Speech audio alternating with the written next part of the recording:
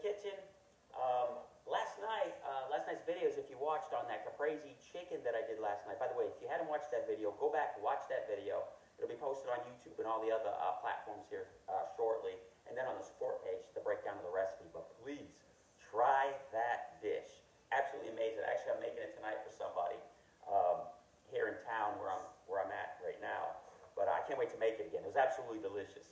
So what we're making today, because I did have a steak out. If you watched the video from last night, I had this steak sitting out, getting to room temperature while I was making this caprese chicken, because I'm not big into chicken breast. I was going to have a steak dinner, do the caprese chicken for you at home, so you can make it at home, for those of you that love caprese salad. But it was so freaking good, I wrapped the steak, put it back in the refrigerator. So I've had the steak out for about an hour, so we're going to do a pan-seared steak.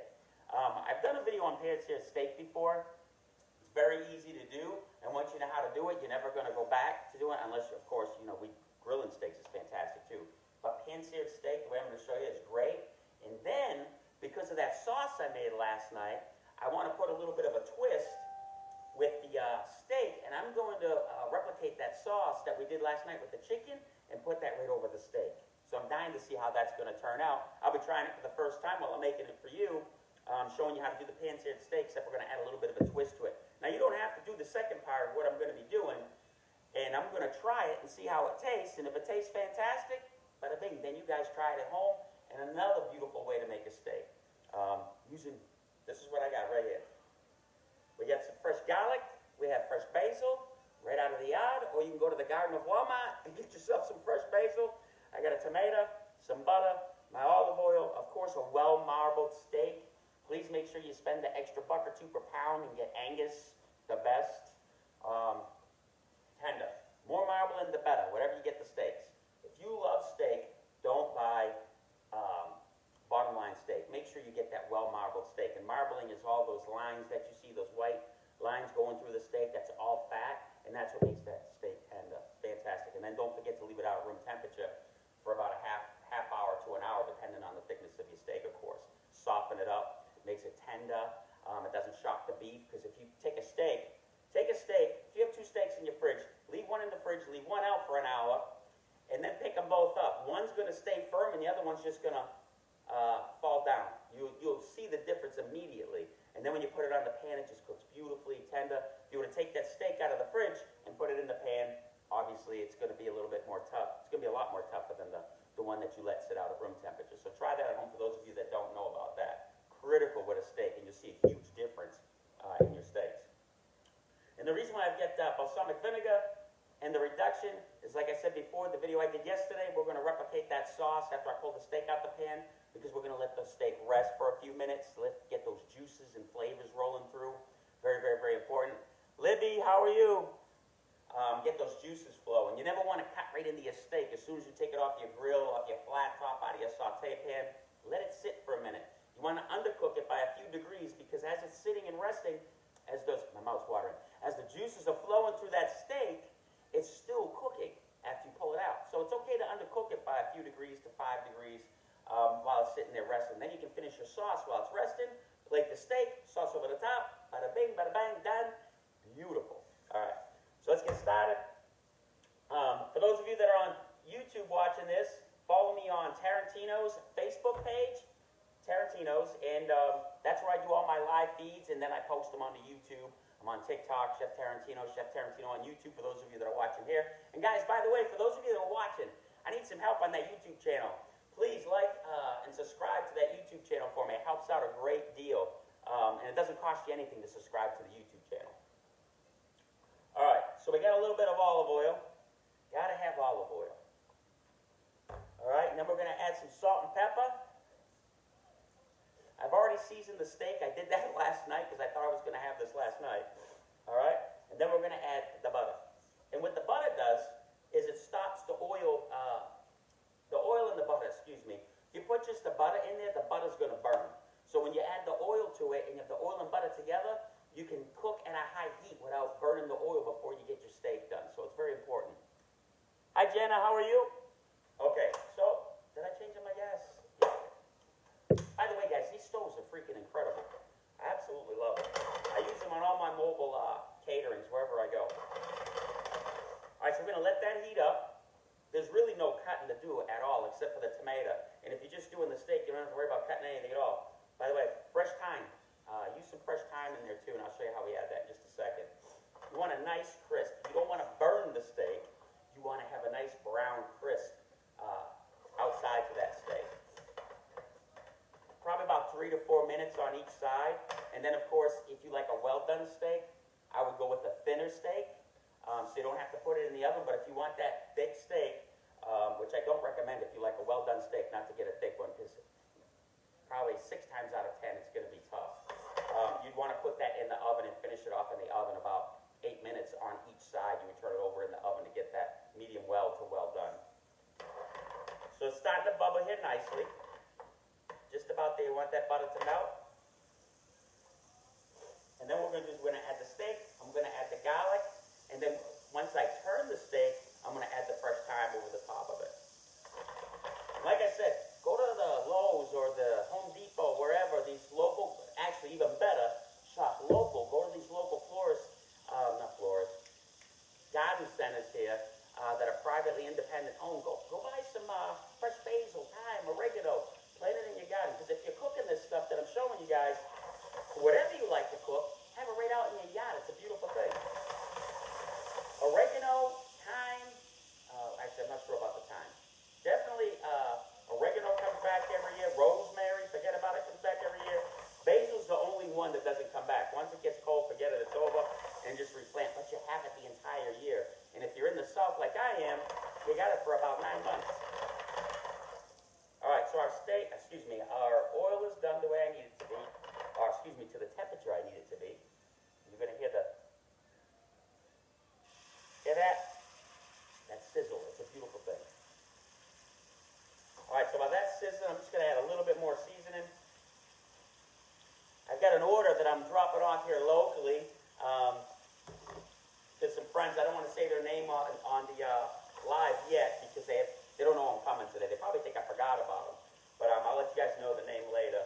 I'm doing rattlesnake pasta for 10 on the house for these guys, and I'll share that with y'all later.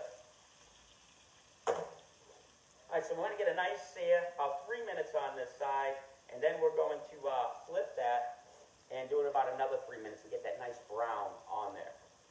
It's very important to flip evenly, even for those of you that work in restaurants.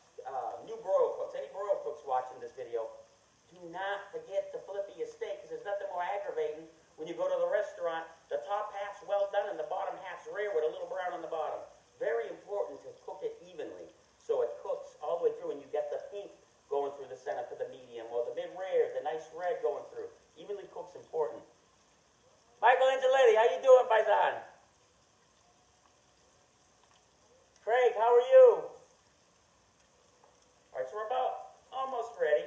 So where are you guys watching from today? I know I'm not going to have many viewers on today, but I know you guys will be watching this sometime tonight or in the near future. Actually, I'm calling out of work today. So if it's okay with you guys, since I work for all of you, I'm calling out and I'm going fishing. I'm going to just be honest with you. I'm not sick or anything. I'm calling out. I'm done for the night, but I will be taking orders Saturday and Sunday. But I need a break today. And obviously, I'm not taking too much of a break. I'm probably going to head out to Tybee. High tide, for those of you interested in fishing, is at 7 p.m. I'm going to be on the pier fishing, hopefully, depending on the flow of business and all these meetings I've been doing, 7 p.m. I'm taking a little bit of time off. So tonight, I will not be available. Plus, I got a party for Mr. Mark Nash, Ranger Nash, if you're watching. Going good. Wait, yeah, me too. That pizzeria is coming, I promise you guys. It is definitely coming. Okay, perfect. You got that nice brown. What I'm going to do is, you want to take it, can you guys see this okay? If you guys can see this and hear this, please give a thumbs up. Very important, even if you're not watching it live, this way we know. You want to tilt your pan and let that butter and oil go down to the end so it's cooking that fat around the outside. Thank you very much for that, guys. So it's browning and crisping up that fat on the outside. So you want to get the edge of the ribeye nice and brown too as well, not just the top and the bottom. And this is a bone-in ribeye. Love ribeye steak. One of these days I'm going to show you guys that Tuscan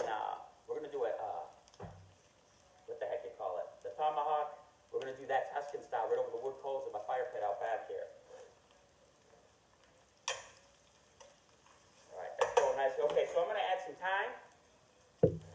I'm going to add about 5 cloves of garlic. Never add too much garlic. And then we need a spoon, because what we're going to do is when I flip this back over, I'm going to cook it about 3 or 4 minutes on this side, flip it over again, because I like mine about medium rare. I don't like it super rare. And then we're going to start spooning that flavor all over the top of the steak. Beautiful, absolutely beautiful. And then what I'm going to do is, I'm not sure if I'm probably going to drain some of this liquid out here. I am going to drain some of this liquid out here and add the tomatoes and build the sauce with the goodness at the bottom of the pan. Now, this isn't part of pan-searing the steak. This is, if you just want the steak just like this is all you got to do. That's it. Done. But because of that sauce we made last night, I'm telling you, make that dish I did last night. It blew my mind.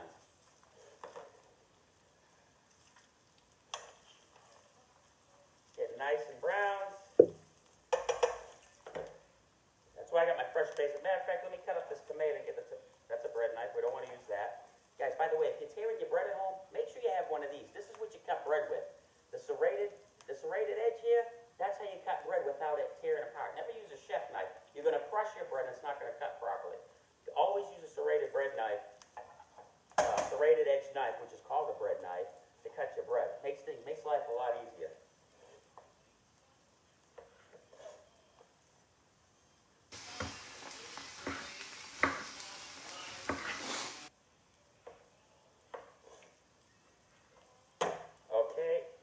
Now we're going to flip this again. Oh yeah, baby. Look at that. Look at the color. Huh?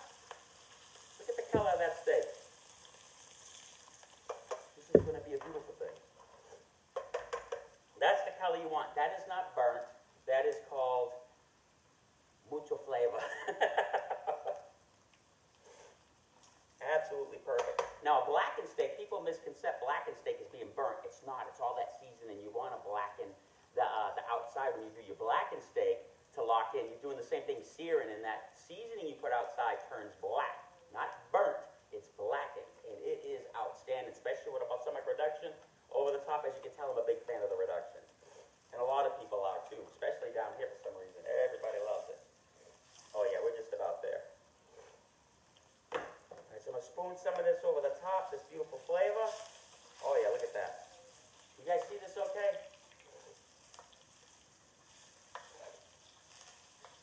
Guys, thank you so much for sharing these videos,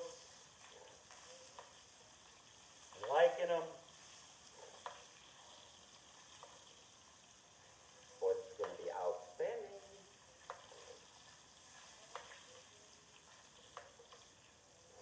The smell. By the way, we ate all that caprese. It never left the house. That whole thing last night from that video, gone. I can't even believe I enjoyed that as much as I did.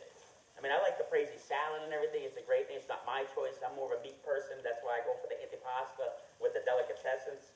But this, forget about it. Okay, I'm going to flip this one more time.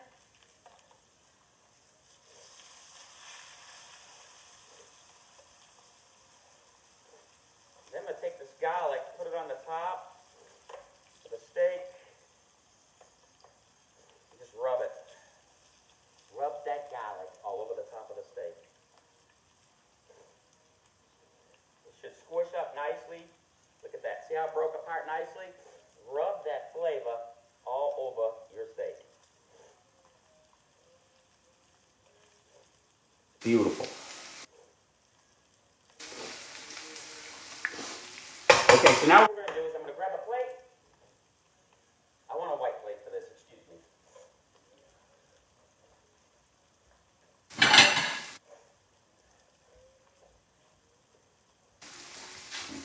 Okay, we're going to take our steak.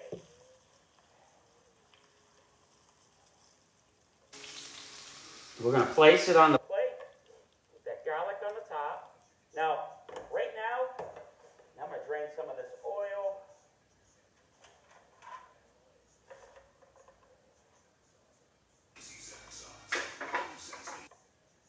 Ooh, that was hot.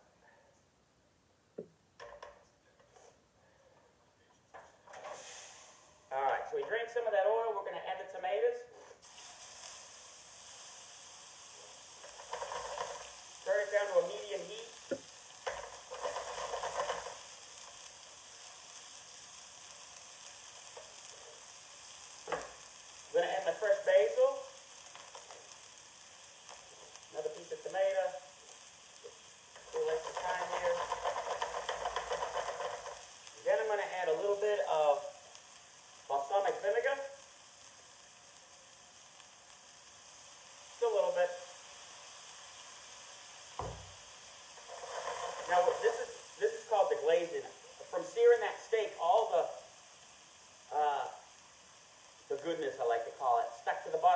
that's bringing it all up.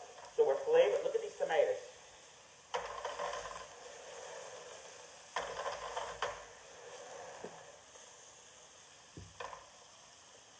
Turn this down a little bit more. Get these tomatoes softened up. Just about done.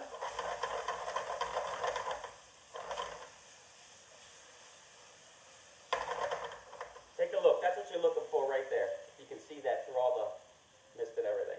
All right, so we're going to shut the flame off. Those are done. Very simple. This is basically a side for that, or you can put it over the top. So we've got two different things going on here for those of you just joining in. We have the steak, which is completely finished, okay? I showed you how to pan-sear the steak the traditional way. Now, to kick it up a notch, because of what we made last night, I really enjoyed that flavor. I'm going to take this and put this over the steak, and we're going to try that too as well. And while we were cooking this, we were letting the steak rest. Why? Because we want all those juices to be flowing in that steak.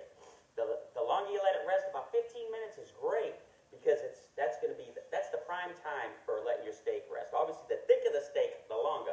Like if you do a tomahawk, you need to let that sucker rest for a good 20, 30 minutes. Trust me, absolutely perfect. Trisha, how are you? Why do I see Tarantino on there? I say it all the time. Everybody say hi to Orchid. She's over here watching. By the way, you should see. You need to check out the stuff she makes. These wreaths and all these beautiful things for Mother's Day and the holidays. Absolutely beautiful. You need to check it out. I need you to bring that over so I can make sure. Will do. I will bring it over. Actually, I'm going to deliver rattlesnake pasta for 10. I'll stop over and we can split this. How about that? Look at it. You know I got to taste it, though. I got to cut into it for everybody. So I got to do that first, and then I'll bring the rest over. But this, you're going to go nuts when you try this. Now, the only thing I'm not doing is putting a little bit of mozzarella. I'm almost tempted to add some mozzarella on that. And that's guys, again, that's the beauty of cooking. There's really no set recipe. There's set ways of cooking the product, but as far as how much of this and how much of that, it's all based on your palate and trial and error and trying different things. That's the fun of it. I think that's why I love it so much. Besides, the main point, doing it for you and you guys enjoying it. That's what I really love about it. All right, so I'm going to move this out of the way.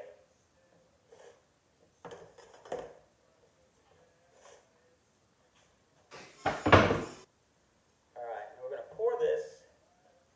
I already know what this tastes like without this on it because I've done it a billion times, but I've never done it with this topping. So we're just going to put it right on the end and let it fall off. Oh, guys, I'm telling you, this is I'm excited. Where's my paper towel? Clean this plate real quick. This is a beautiful, it doesn't get any more Tuscan than this. Right? This plate is absolutely gorgeous. And the smell. Look at that. I'm going to have to take a picture of this. Absolutely beautiful. You get your tomatoes, you get the garlic, the fresh thyme, a beautiful steak. I mean, absolutely fantastic. Give me a thumbs up if you're going to try this recipe. Please try it at home. Guys, all these recipes that I do, I really encourage you to try them. And then I really would love to hear your feedback on it, how it comes out. All right, so we're going to cut into this. It's rested long enough. So let me grab a fork over here. So yeah, you guys need to get a hold of Miss Orchid there. She does some amazing stuff.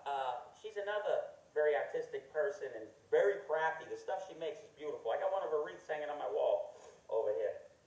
All right, so we're going to cut into this and see how this looks. I'm going to go right across the center.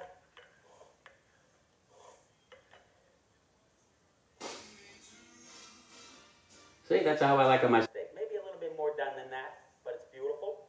And now we're going to try it with this tomato, which I'm excited for. We're going to do two things. I'm going to try it. I've already put balsamic vinegar in there, and then I'm going to try a piece like I did last night with the balsamic glaze. And then I got to get out of here and go to work so I can get all my stuff done so I can go fishing tonight.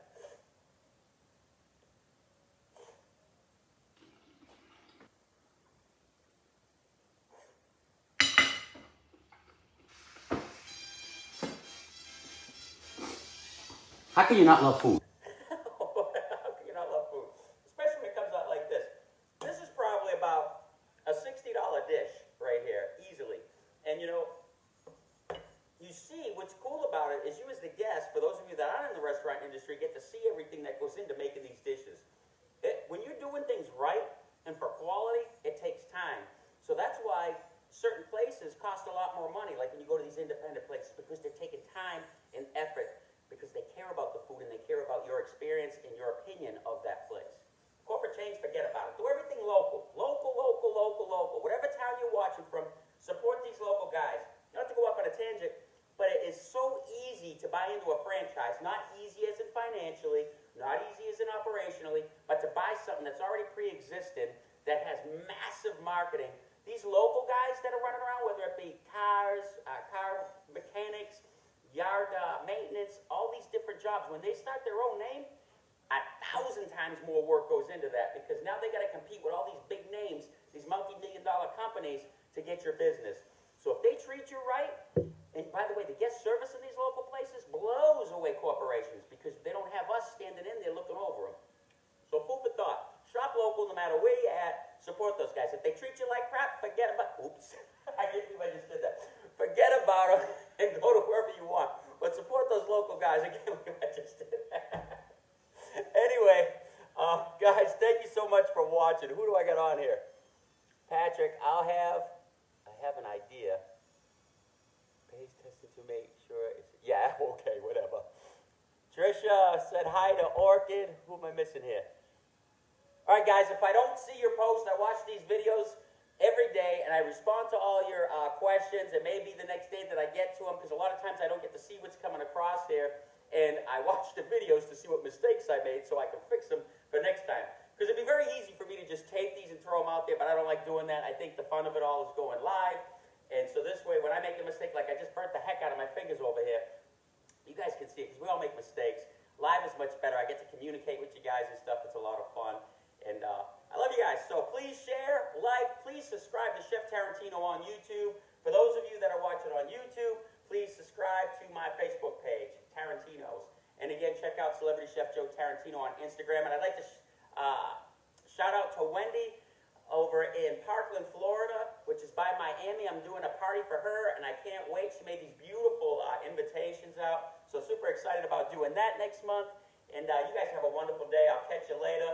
I'll see you at Tybee if you're out of Tybee tonight, because I will be fishing on that pier, weather permitting. So super excited about that. So you guys have a great day. God bless. Love you all.